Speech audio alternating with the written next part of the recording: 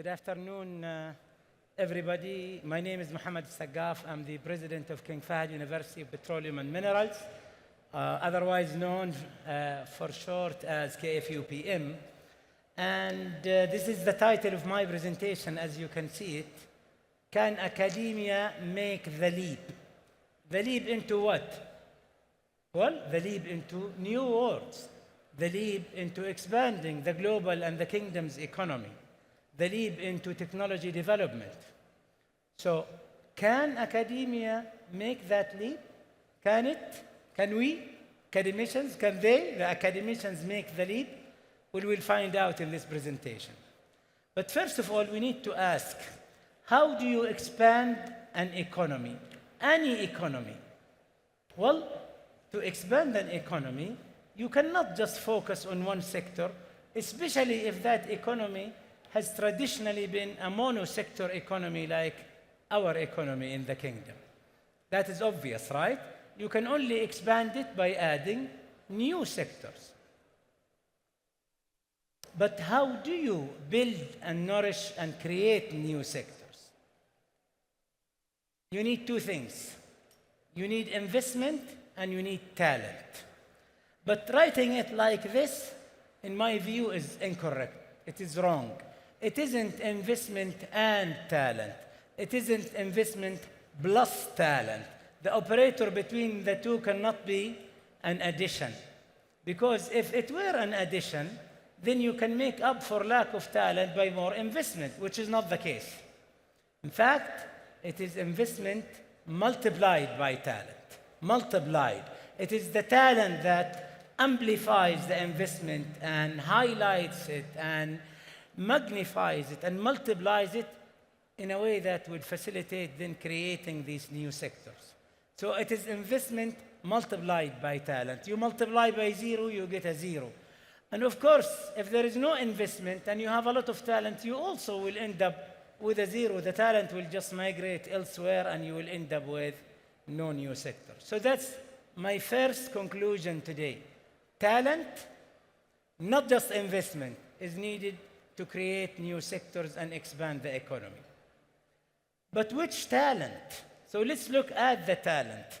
What are the three types, in our view, of academic graduates or talents coming out of academic institutions? There are three. Economy burdening output. Those are the graduates who are not needed in today's or tomorrow's economy. So they become a burden on the economy. And are there many of them? Everywhere in our economy and other economies, they are being generated constantly, unfortunately. And then the second and large segment is the economy maintaining output. Those are the engineers and bankers and doctors and everywhere that are maintaining the current economy and ensuring that it continues, and they are the largest segment of any economy. The third type, however, is the most interesting. It's a small segment, but those are the economy creating graduates. Those are the ones who are going to get into new sectors and create those sectors and expand the economy accordingly. And that is the niche of our university, KFUPM. We specialize in economy creating output. In fact, we tell our students when they come, you don't come here to learn for a job. You come here to learn to create a job. And so the second conclusion today is that you don't just need talent to create new sectors, you need economy creating talent to create new sectors. But what do you do with them? What should academia do with them? Let's find out. If this curve shows the evolution of technology development ever monotonously increasing, academic institutions can have three different postures. The first one, large institutions that are stable and maybe prestigious, but which have become stale and slow and not agile, and therefore they don't cope with the technology development and they leave a large opportunity gap that unfortunately is a loss. And then there are the tag-alongs, the tech-following universities who tag along on new technology trends. So graphene is popular and hip with the tag along with graphene. Nanotechnology was popular 3 or 4 years ago. It's nanotechnology and so on and so forth. Now, they are better than the laggers, of course, but they aren't driving. They are reacting to technology and tagging along and following, and that is not what we want our academic institutions to be. The third type, which we hope KFUPM is the tech-leading institutions.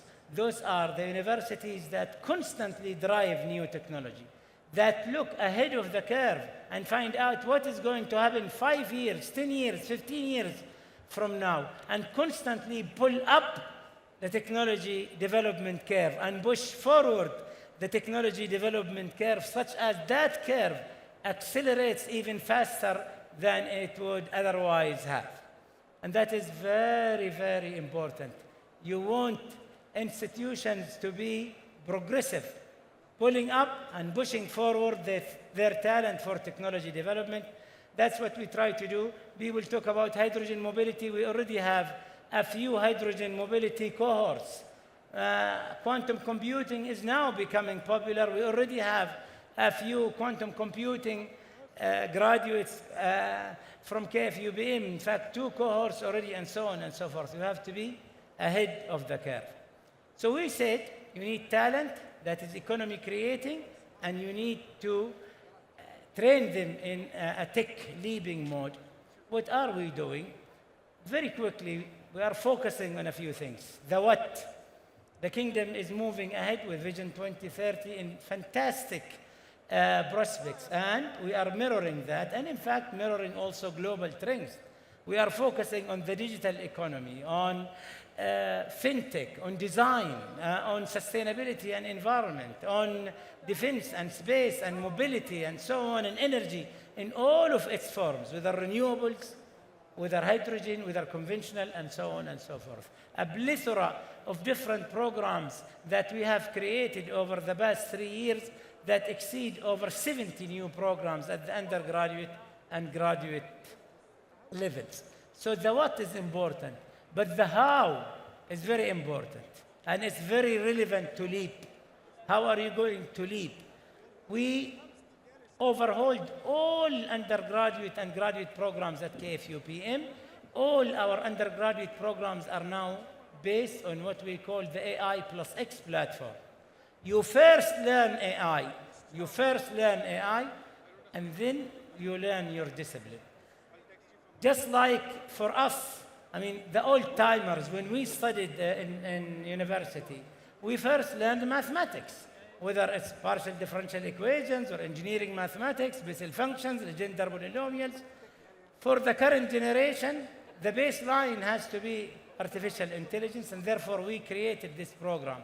You first learn advanced Python, AI and machine learning, big data and data science, and so on, even entrepreneurship and business, and that you learn at the beginning of your studies at KFUPM. It's not something that is a top-up at the end after you graduate or towards graduation.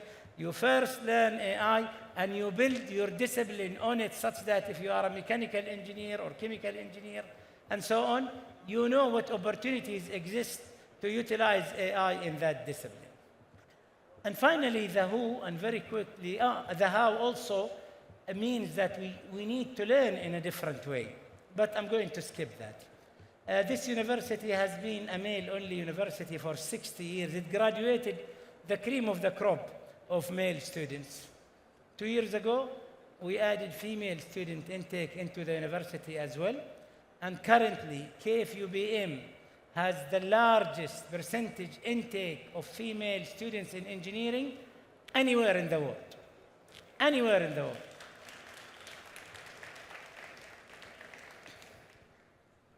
You go worldwide, you find female students in engineering hovering between 15 and 25%, and we have way exceeded that. I'm not going to mention it explicitly, but it is public knowledge. And we are also going beyond only the kingdom and getting international students, whether in exchange programs or as graduate and undergraduate students. We have students from over 50 countries. So we said, to sum up, talent, not just investment, is needed for future sector. But not any talent, economy creating talent. And we have to train them in a tech leaping mode. And then we said the what, how, and who. And finally, in my last slide, I come back to my question that I posed. Can academia make the leap? Can academia make the leap? In my view, no. Academia will drive the leap. Thank you very much.